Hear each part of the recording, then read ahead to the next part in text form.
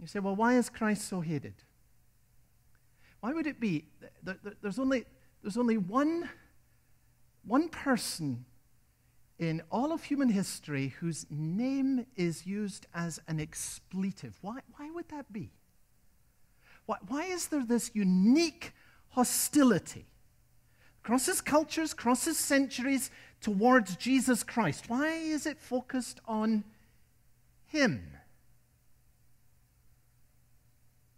You know, Isaiah the prophet says something very distinctive, prophesying Jesus. He says this is Isaiah 8 and verse 14. He will become a sanctuary and a stone of offense and a rock of stumbling to both houses of Israel. To some, Jesus Christ will be a sanctuary, the prophet says, and to others he will be like a big rock over which people will fall. He'll actually be the sanctuary and the safety of some. He will be the stumbling of others. Remember, Simeon said this in the Christmas story. This child is destined for the falling and for the rising of many in Israel. It has this double effect. Why do people stumble over Jesus?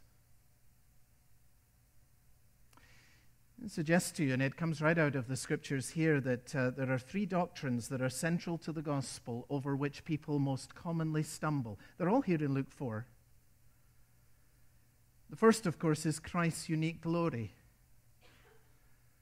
The Spirit of the Lord is upon me, we've been learning. Verse 18, because Jesus says he's anointed me to preach good news to the poor. He has sent me to proclaim liberty to the captives. You see, right from the beginning, this is true throughout the scriptures, the message is about Jesus. And we want it by nature to be about us. W.G. Blakey, writing in an earlier century, but it speaks very powerfully today, I think. He points out that what has happened is that our culture has actually turned the Christmas message of the angels on its head and reversed it completely. What is the Christmas message of the angels? They say this: glory to God in the highest, and on earth, peace, goodwill towards men. Blakey says what our culture has done is we've turned it completely the other way around, and we've said, glory to man in the highest, and on earth, peace, goodwill towards God. In other words, he's saying man is prepared to offer goodwill towards God, so long as, of course, he recognizes our sovereignty. Glory to man in the highest, and on earth peace and goodwill towards God. Man snatches at the throne of God as Satan first did. He wants it for himself, and we see this great reversal in which man assumes increasingly to himself, and this is running right through our culture, man assuming to himself the right to give commandments to God. Thou shalt keep thyself out of our public square, and thou shalt keep thyself out of our private lives. Thou shalt give us what our hearts desire, and thou shalt bless and affirm whatever we choose to do.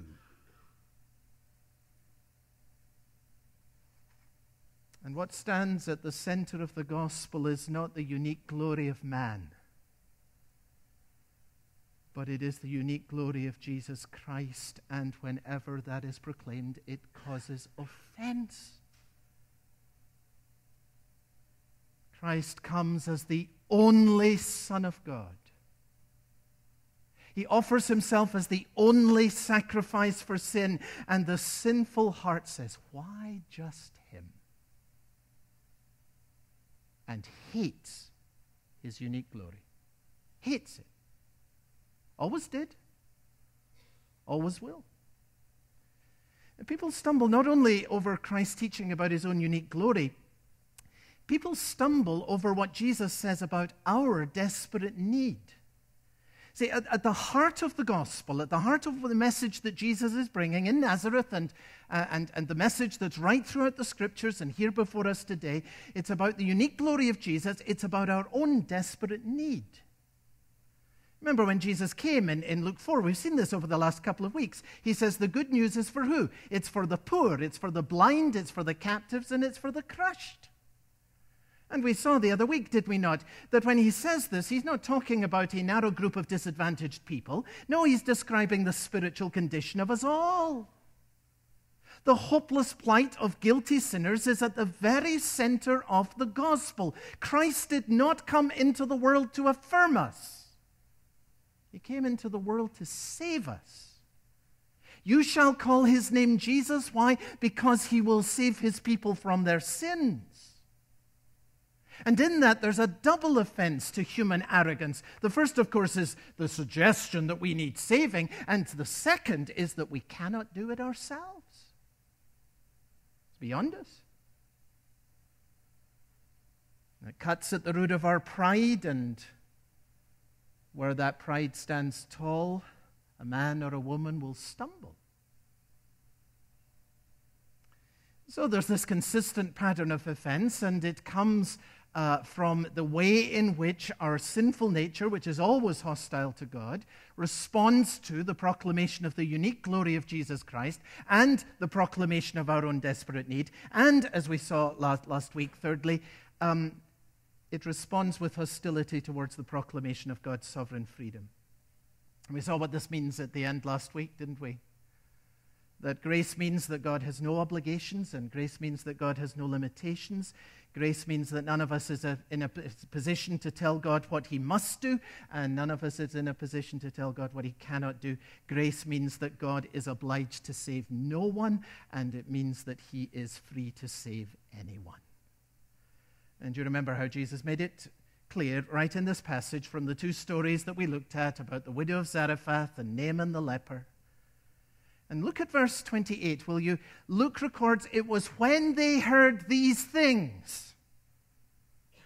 That is, they have heard the proclamation of Jesus' unique glory, they have heard Jesus' proclamation of our desperate human need, and they have heard Jesus' proclamation of the sovereign freedom of God. And when they heard these things, all in the synagogue were filled with anger, wrath, fury. Ain't no place for that in this town. A God with no obligations, no limitations, sovereignly free, do whatever he pleases. I mean, what would that make him? It would make him God. Can't have that. That belongs to us. That belongs to us. What we want is a God, small g, who evolves with our culture and grows with our desires. A God who adapts and changes with us and conforms to us because his role is constantly to affirm us. We want ultimately a God we can control, which is nothing other than to say, we want the throne and we want him as the servant. And therefore, of course, we cannot have a God who creates or a God who judges. We have to evolve something else. And this Jesus bringing this message, we got to get him out of here. And I want you to see, folks, that runs all the way through the gospel. And it should not surprise a single Christian if that spirit is rampant in America today.